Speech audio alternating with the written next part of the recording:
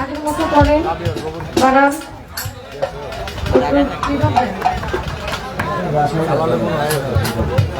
Hello hello hello hello জি hello hello hello hello জি hello hello hello এই দুইটা river দিয়ে ভাষায়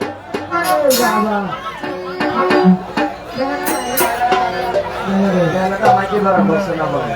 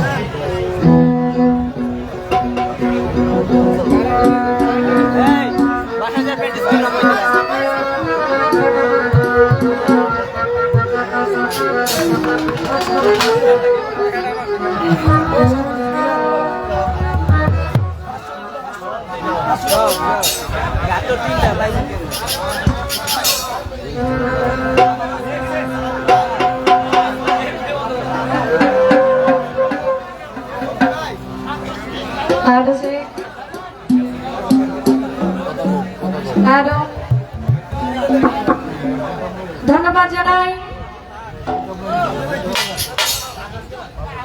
আমাদের আজকের যারা গান কমিটি বৃন্দ আছেন আপনাদেরকে। শুধু কমিটি নয়, কমিটির সঙ্গে আজকে এখানে যারা উপস্থিত বাউল আশিকা, আমার বাবার বয়সী যারা যুবক ভাই, বয়মুরব্বিয়ান, মা বোনেরা, আসলে সবাই আপনারা প্রশংসনীয় মানুষ। প্রশংসা করতে হয়, কিছু সময় প্রশংসা না করলে হয় না। কেন এই কথাটা বললাম, এত প্রচন্ড গরম, তারপরেও যে আপনারা মাটিতে বসে এই সামনের পরিবেশটাকে এত সুন্দর করে আপনারা যে গান শুনছেন, আমি মনে করি ধন্যবাদ দিলে এটা ছোট হয়ে যাবে। আপনাদের প্রতি কৃতজ্ঞতা প্রকাশ করা উচিত। কৃতজ্ঞতা প্রকাশ করি। যারা দূরে আছেন আপনারাও পরিবেশটা খুব সুন্দর রেখেছেন, যারা মঞ্চে আছেন তারাও খুব সুন্দর পরিবেশ রেখেছেন। সবচাইতে আরো ভালো লাগলো আমাদের প্রতিপক্ষ জহির পাগলা, পালাপ পাইলেন, পালাপে সুন্দর একটি গান আপনাদের মাঝে উপহার দিলেন। পালার পক্ষে গান হয়ে গেল, আবার সুন্দর প্রশ্ন হয়ে গেল, সব ভালো লাগলো। প্রথমেই তার আজকে একটু পেস একটা কথা বলছে যে আমার সাথে 15 বছর গান করে অনেক গান হয়েছে, আসলে হিসাব ছাড়া।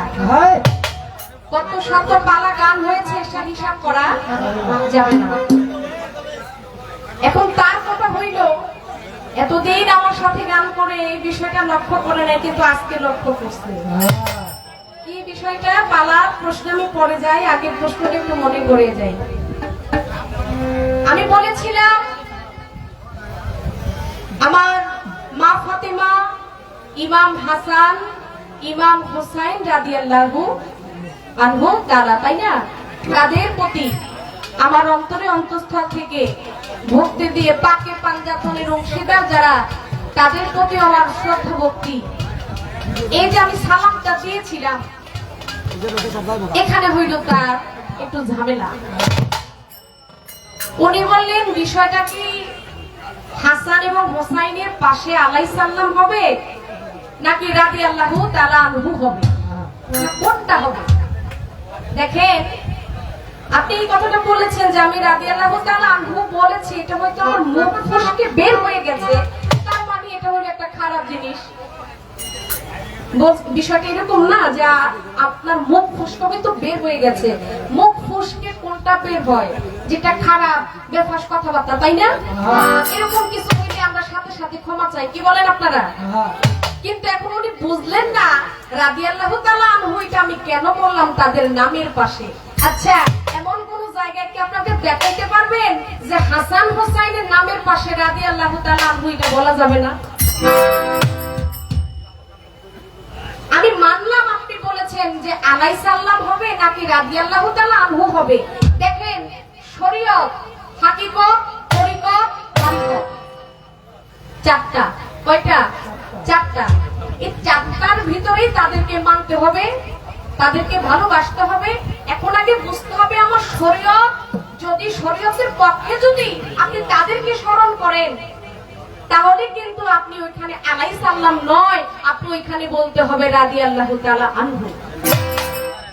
আর যারা আমরা মারিফতে আছি, যারা ওলি আল্লাহর পক্ষে আছি, যারা আহলে বায়াত গ্রহণ করেছি, আমরা তারাই গর্ব করে এই মনের ভিতরে সাহস নিয়ে হাসান এবং হুসাইনের নামের পাশে আমরা আলাইহিস সালাম বলে থাকি। কিন্তু তাই বলে যে রাদিয়াল্লাহু তাআলা আনহু বললে বিষয়টা অন্য দিকে চলে যাবে, আমি যেমন নিতে চাই না। আপনি বিষয়টা হয়তো ওইরকম ভাবে বুঝিয়েছেন না দাদা ভাই, আগে বুঝতে হবে কোনটা কোন নামের পাশে হয়। দেখেন, হযরত আলী আমার মা ফাতেমা, ইমাম হাসান হোসাইন এরা আমার নবীর বংশধর, এটা ঠিক আছে, কিন্তু এরা কিন্তু আমার নবীর সাহাবীও। আমার কথা কি বোঝা যায়? বুঝতে পারেন? এখানে কিন্তু আমরা কোনো সাধারণ বিষয় নিয়ে কথা বলতেছি না। যারা হচ্ছে মূল পাকে পাঞ্জাতন, যাদের কারণে, যাদের জন্যই আমার আল্লাহ এই পৃথিবী সৃষ্টি করছে। আর আমার নবী বলে আমার হাসান হোসাইন, আমার হযরত আলী, আমার মা ফাতেমাকে যারা কষ্ট দিল, তারা তাদেরকে কষ্ট দিল না, তারা স্বয়ং আমি রাসূলকে কষ্ট দিল। আর আমার আল্লাহ বলে যে আমার রাসূলকে কষ্ট দিল, সে রাসূলকে কষ্ট দিল না, সে স্বয়ং আমি আল্লাহকে কষ্ট দিল।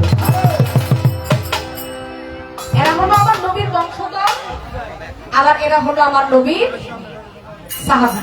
এখন সাহাবীদের ক্ষেত্রে আপনি কি বলবেন? আজকে আপনারা করেন, তাহলে আমরা পালার ভিতরে কথাগুলো মনোযোগ সহকারে বলতে পারি। একটু পরিবেশটা ঠান্ডা রাখবেন। এই যে এখান থেকে একটু চাপ দেন দাদা, একটু চাপ দেন, একটু এটা দেখতে পারেন। আমি আশা করছি আপনি বুঝে গেছেন বিষয়টা এখানে, আর আমি লম্বা করলাম না। তবে আমি কথা টানবো যদি আপনার কথা আসে। যদি আপনার কোনো কথা আসে, পরবর্তীর জন্য আমি কথা রেখে দিলাম, একবারই আর কোনো কথা বলতে আমি চাই না। এখানে রাখলাম, এবার পালা শুরু হয়ে গেল। পালা হলো হাসর এবং কিয়ামত। এখানে আমরা যারা মানুষ আছি, এটাকে আমরা বিশ্বাস করি যে আমরা এই পৃথিবীতে একটা সময় ছিলাম না। এটাকে আমরা মানি? হ্যাঁ, মানি। আমরা এই পৃথিবীতে কেউ ছিলাম না। এখন আমরা বিশ্বাস করি এই পৃথিবীতে আমরা এখন সবাই আছি। আবার এটাকে আমরা বিশ্বাস করি যে আমরা একটা সময়, একটা দিন এই পৃথিবীতে থাকবো না। এটা কি মানি আমরা? তাহলে পৃথিবীতে ছিলাম না, এখন আছি, আবার পৃথিবীতে একদিন থাকবো না। থাকবো না, ধ্বংস হয়ে যাবে।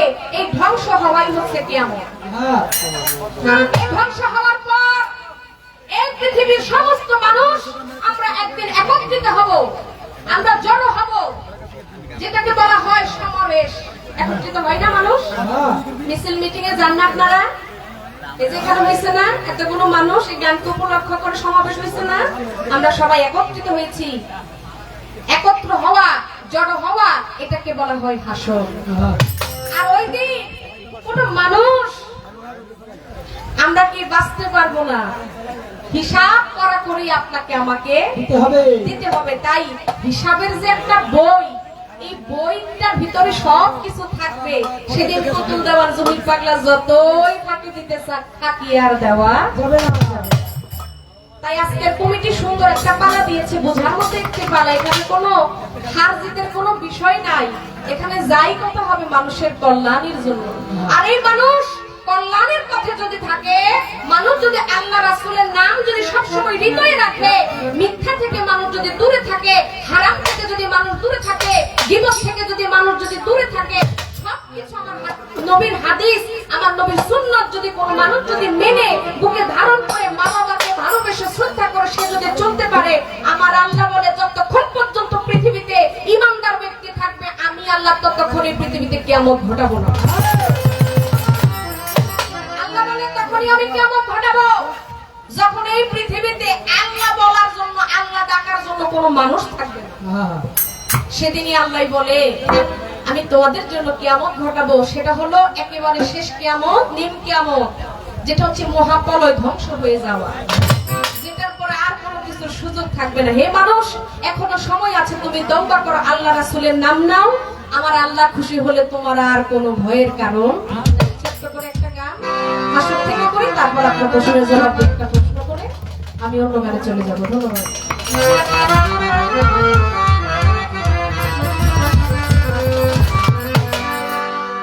ওরে কাজী হবে আলেকে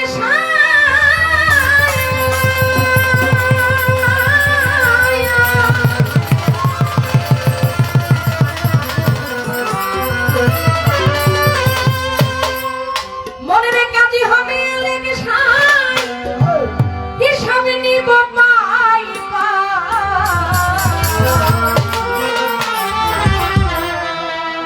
আসবে সামন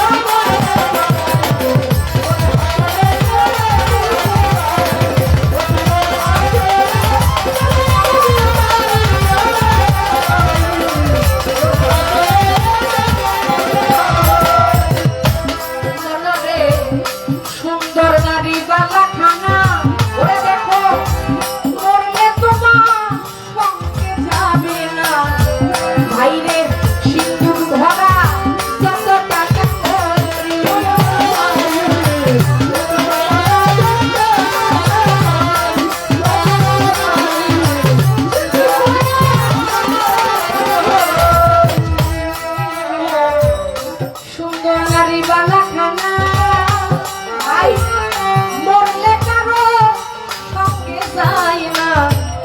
দেখো সিন্ধুক ভরা যত টাকা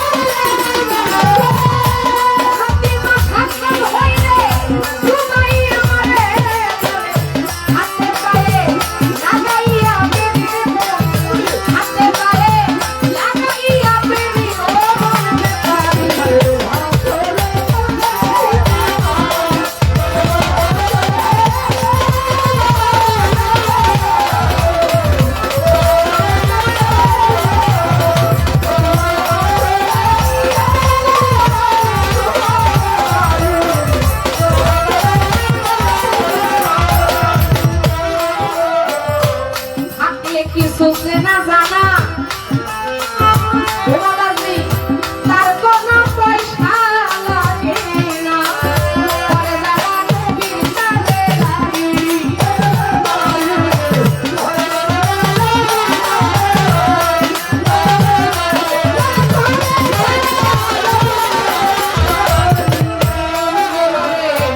মন থাকলে কিছু চেনা জানা,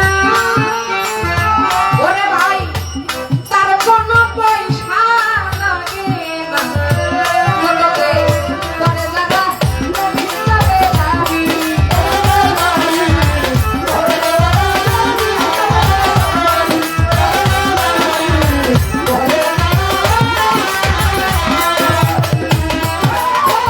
আর হইতে হাসর বিনা বলছে আমার সোনা,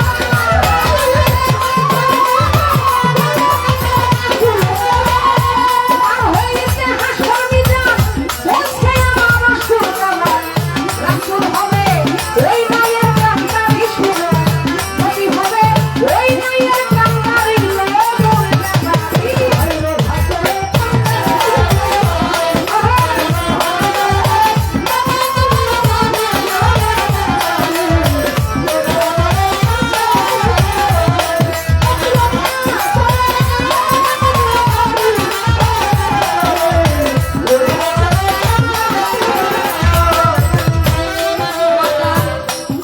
রাজাকে কয় রঙ্গ রসে, ওরে তোমার যেতে হবে আপন দেশে, নাচে রাসূল আইলে তাড়াতাড়ি।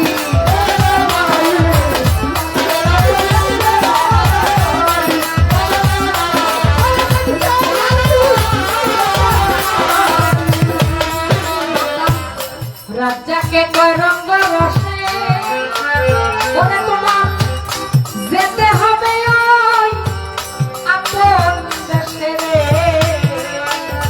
তোর রাখছে রাসূল আইলে তাড়াতাড়ি।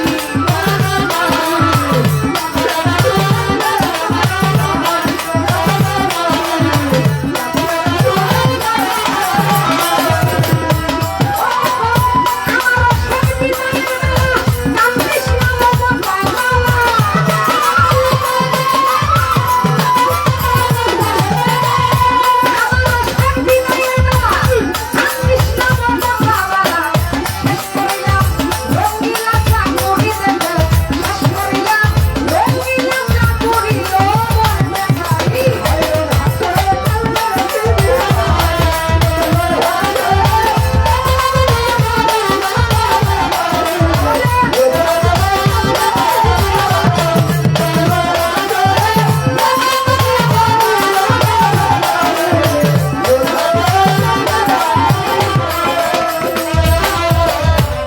এই পর্যন্ত পালার গান আমার গেল শেষ হইয়া, এইবার আমি আমার পাগলার কথায় যাব যে চলিয়া। এই পর্যন্তই আমার পালার গান মহাজনী গান দিলাম শেষ করিয়া, পালার কিছু কথাই এখন আমি বলিব খুলিয়া। আসো কেমন পালা, এখানে আসলে বাজে কোনো আলাপ আলোচনা আমার যেন সত্যি আসবে না, যদি আমার আল্লাহ মালিক সহায় থাকে। পালা গান এটা হচ্ছে জ্ঞানীর গান, কারণ পালা গান যারা শুনে তারা খুব জ্ঞানটাকে, তারা ধ্যানটাকে খুব নিরিখ বেঁধে এই গানগুলো শুনে। পালা গান কিন্তু সবার জন্য না, বাউল গানটাই হচ্ছে শিক্ষণীয়। তাই ধৈর্য ধরে যারা বসছেন, আপনাদেরকে আমরা কষ্ট দিব না, যতটুকুই পালা চলবে অল্প আকারে কথা বলে পালা আমরা শেষের দিকে চলে যাব, কারণ আমাদেরকে কমিটি একটা ইঙ্গিত দিয়ে দিয়েছেন ঘরে থাকতেই। দেখেন বাবা, পৃথিবীতে আজ আপনি আমি যাই কিছু করছি সবকিছু হচ্ছে এই মাটির জন্য। এই ধন সম্পদের আশায় আমি প্রতিষ্ঠিত হব, ধন সম্পদ আমার লাগবে, না হলে আমাকে এই এলাকার ভিতরে কি সম্মান দিবে না, হইলে আমি গাড়ি করতে পারবো না, টাকা না হইলে মানুষ আমাকে সম্মানও দেবে না। সমাজে দেখতে যার টাকা বেশি এর মান বেশি। কি কথাটা খারাপ বললাম? সত্য কথা বললে কারো যদি কষ্ট লাগে আমাকে ক্ষমা করবেন। সমাজে যিনি সব থেকেই একেবারে পরিপূর্ণ, মানে সব দিক বলতে আমি আর তুইলা বললাম না, সেই মানুষটারই অনেক মান, অনেক সম্মান। কিন্তু যার কাছে ধন নাই, সম্পদ নাই, কিন্তু তার কাছে ভালো জ্ঞান আছে, তিনি সত্যবাদী, তারপরে সে মানি নয়, সে অসম্মানী হয়ে ওই এলাকার ভিতরে, ওই গ্রামগঞ্জে সে ঘুরে বেড়ায়, কিন্তু কাউকে সে সত্য কথা বলতে পারি না। আমরা কার দিকটা কিন্তু ভালোভাবে দেখি না। এগুলোই হচ্ছে বর্তমানে কিয়ামতের আলামত। কিয়ামত যে বলি ধ্বংস, এই যে এখন বর্তমানে আপনি মিডিয়াতে যা দেখতেছেন সবকিছুই হলো কিয়ামতের আলামত। সন্তান মাকে মানে না, সন্তান বাবাকে মানে না। যেই মা 10 মাস 10 দিন সন্তানকে গর্ভে রেখে এই দুনিয়ার মুখ দেখায় কিছু সামান্য টাকার জন্য, নেশার জন্য, একটা সন্তান সে মাকে না মেনে, মার কথা না বুঝে, মার কথা না ভেবে ওই মায়ের গায়ের উপরে সে হাত তুলে। আসলে এমন প্রমাণ দেখতেছেন না? তাহলে এগুলা কি? এগুলো হচ্ছে কিয়ামতের লক্ষণ। অনেক কিছু আছে এরকম যা বলে শেষ করা যাবে না। তারপর এত কথা বলতে গেলে অনেক সময় দরকার নাই, সেদিকে যাব না, কিন্তু একটু ইঙ্গিত দিয়ে দিলাম। এগুলাই হলো মূলত কিয়ামতের লক্ষণ। ছোট বড়কে মানে না, সন্তান বাবাকে মানে না। মানুষ এখন ইহুদি নেসারের মতো যে সব কাজ করলে সেই কাজেই মানুষ এখন লিপ্ত হয়ে যাচ্ছে। যে কাজ করে মানুষকে বলে তুই ইহুদি নেসারে পরিণত হয়ে গেছে। তাই সাধক বলেছে, সুন্দর নারী বালা খানা ভাইরে বললে কেন সঙ্গে চাই না, সিন্ধু ভাড়া যত টাকা করি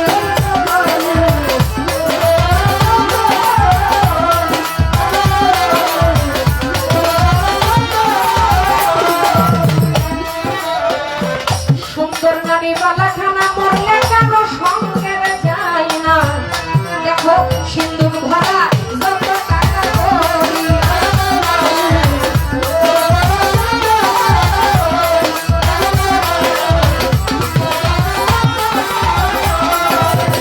এই সকল দিনের পরে মাঝি গেলে না হতে,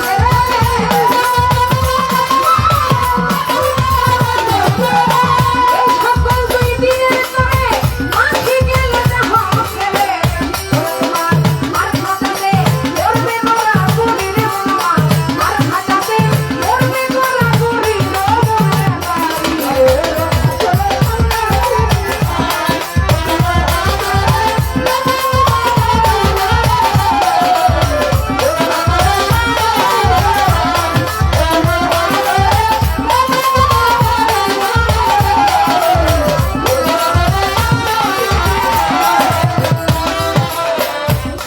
যেইভাবে তে প্রশ্ন করে প্রশ্ন ভুলি নাই আমি, ধীরে ধীরে তাহার কথার জবাব দিতে চাই।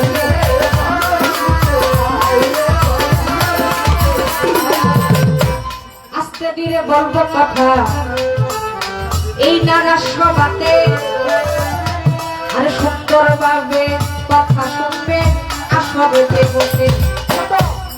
ছোট্ট করে আমি জবাবটা দিয়ে দেই। কি? হাসরের মাঠে আমার দয়াল নবীজির গায়ে একটি চাদর থাকবে, একটি চাদর দেওয়া হবে। এখন আমার ভাইয়ের যে কথাটা, যেই চাদর হাসরের মাঠে পড়বে আমার নবী গায়ে যে থাকবে, ওই চাদরটা কি শুধু হাসরের মাঠেই আমার নবীজি পড়বে, নাকি এই দুনিয়াতে থাকতে আমার নবীজি এই চাদর পড়েছিলেন? দেখেন, আমি আপনাকে জবাব দিয়ে যাব। আপনি একটু ঠান্ডা মাথায়, আপনি একটু চিন্তা করে ভাববেন। কিতাবের মাধ্যমে আসছে ওই চাদরের যে কালার, যে রং, কোন কিতাবে বলে ওই চাদরের কালারটা হচ্ছে কালো, আবার কোন কিতাবে বলে ওই চাদরের কালার হচ্ছে সবুজ। কিন্তু এটা ডাইরেক্ট আমি বলতে পারবো না এটা হলো এই কালার, দুটো সবুজ আর আরেকটা হলো কালো। আমার দিনের নবী একদিন তিনি তার হুজুরখানায় বসা, শুধু তিনি একাই ছিলেন না, সঙ্গে আমার নবীজির সাথে 400 সাহাবী ছিল। কয় শত বাবা? আপনারা এই উত্তর দেন না, উত্তর যদি না দেন তাহলে বুঝবো যে আপনারা গান মনোযোগ দিয়ে শুনতেছেন না। ছোট ছোট বাজার। আমার নবীজির সাথে 400 সাহাবী ওইখানে একসাথে ছিল। কয়শো? 400 সাহাবী। আমার নবীজি গায়ের ভিতরে যে চাদর খানা যে ছিল, চাদর মোবারক খানা যে ছিল, জিকিরের জজবা হালে সেদিন আমার নবীজি তার যে গায়ের যে চাদর ছিল সেই চাদরটাকে ওই 400 সাহাবীর মাঝে 400 টুকরা করে সেদিন তাবারুক হিসেবে বিতরণ করে দিয়েছে। সবাই একবার বলেন সুবহানাল্লাহ। কয়শো টুকরা করছে একটা চাদর? 400 টুকরা করছে। কিতাবে আসছে এই যে চাদর 400 টুকরা হয়েছে, এই চাদরই সেদিন ওই হাসরের মাঠে 400 সাহাবী যে উঠবে, ওই 400 সাহাবী সেদিন এই এক টুকরা করে সেদিন এই 400 টুকরা চাদর আল্লাহর কুদরতে সেদিন ওই চাদর আর 400 টুকরা থাকবে না, আল্লাহর কুদরতে সেদিন কি হয়ে যাবে? একটা চাদর হয়ে যাবে, মিলিত হয়ে যাবে, জোড়া হয়ে যাবে। ওই চাদর খানায় সেদিন আবার সমস্ত সাহাবা, সেদিন 400 সাহাবা আমার দয়াল নবীকে সেই চাদর আবার পরিয়ে দিবে। যেই চাদর আমার দয়াল নবী নিজে পড়েছে, পরে এবং আমার হযরত আলী, আমার মা ফাতেমা, ইমাম হাসান, ইমাম হোসেন ওই চাদরের ভিতরে ঢেকে বলেছিল, এরাই হলো আমার আহলে বায়াত, এরাই হলো আমার পাকে বান্দাতন, তোমরা এদেরকে মানলেই আমাকে মানবে, এদের মনে কেউ কষ্ট দিও না, এদের মনে কষ্ট দিলে আমি রাসূলের মনে কষ্ট দেব। এই যে কথাটা বললাম, আমি জানি না কয়জনে মনোযোগ সহকারে শুনেছেন, আমি বলার চেষ্টা করেছি, কারণ হাসরের পক্ষ থেকে আমাকে প্রশ্ন করেছে, খুব কঠিন একটা প্রশ্ন, যা অনেকবার তার সাথে আমার পালা হয়েছে, কিন্তু কখনো এই ধরনের প্রশ্ন করে নাই। কিন্তু আজকে প্রথম রাত থেকে হইল জানি না, আমারে যাই প্রশ্ন দুইটা করছে মনে হয় একটু রাগ হয়েই করছে। রাগ হইয়া করেন আর ভালো মনেই করেন, প্রশ্ন তো করা লাগবো নাকি, জবাব দেওয়া লাগবে। তো সাগরটা কিন্তু শুনাছে। এবার আমি একটা ছোট্ট প্রশ্ন করি, আপনারা কি বলেন? সময় বেশি লাগানোর দরকার নাই, আমি একটা করছি আমিও একটা করি, 10টা 5টা করে লাভ নাই, করার মতো প্রশ্ন একটা করলেই যথেষ্ট। আপনার কাছে আমার প্রশ্ন থাকবে, এখন তো বর্তমানে আমাদের কিয়ামত চলতেছে, যেই মানুষ যেদিন মারা যায় তার জন্য সেটা হলো কিয়ামত, আপনি মরে গেলেন আপনার জন্য শেষ কিয়ামত। আর আরেকটা হবে ওই যে মুহররম মাসে আখেরি কিয়ামত যেটাকে বলা হয়, কাল কিয়ামত। এই মুহররম মাসের 10 তারিখে শুক্রবার দিন মাগরিবের নামাজের সময়, কেউ বলে আসরের নামাজের পর পর, কি আপনারা জানেন না এই সম্পর্কে? কি তখন যে কিয়ামত হবে, ওই কিয়ামত আপনার জন্য এমন হবে আপনি তখন আর বাঁচতে পারবেন না, কোনো দিকে আপনি পালাইতে পারবেন না। আর এর আগে যদি মারা যায় তার জন্য সত্য।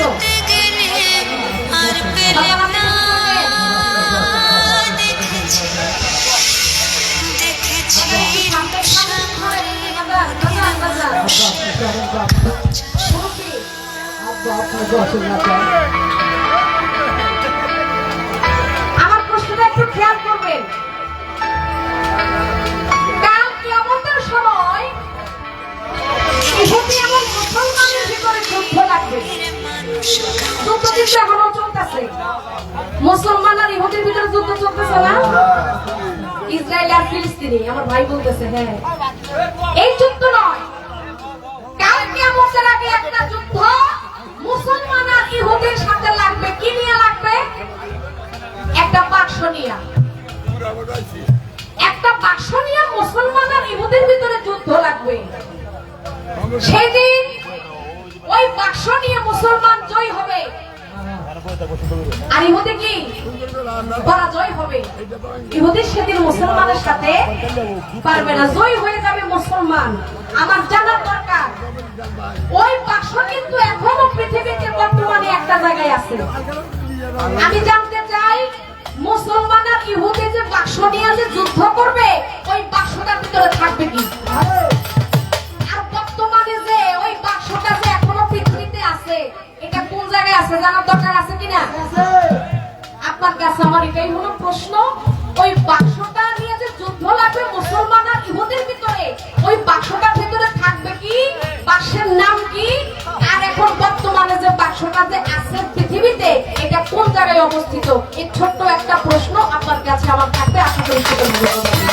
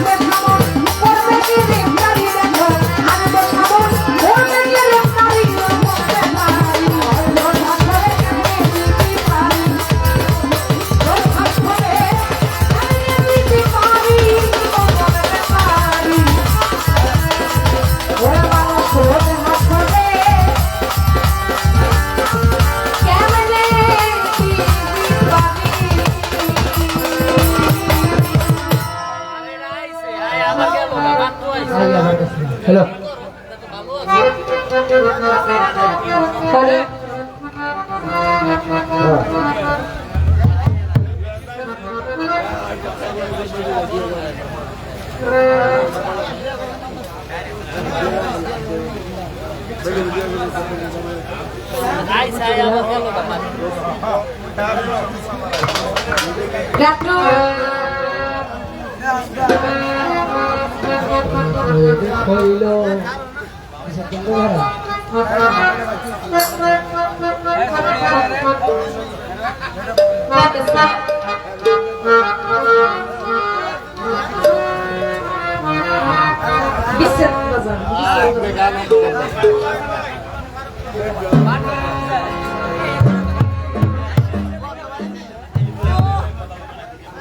পালার গান শেষ করে দিলাম।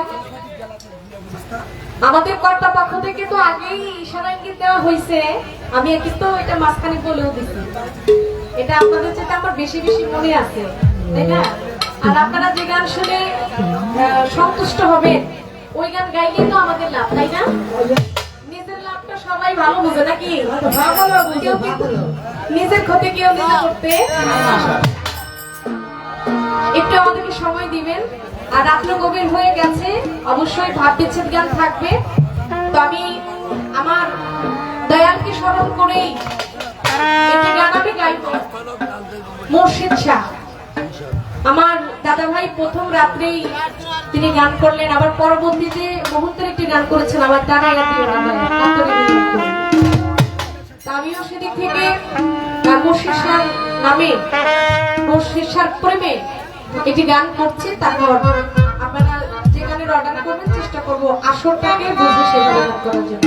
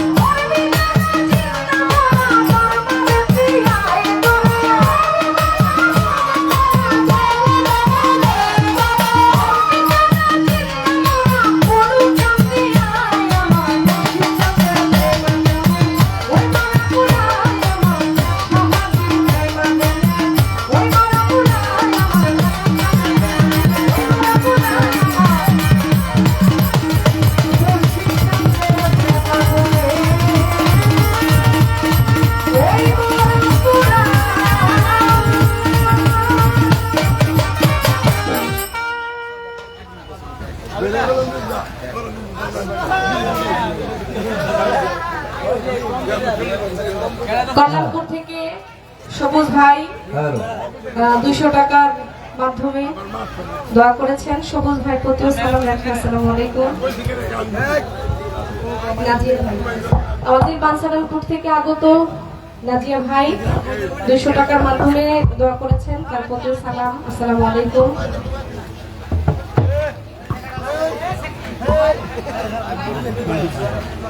মায়রামপুর থেকে হোসেন ভাই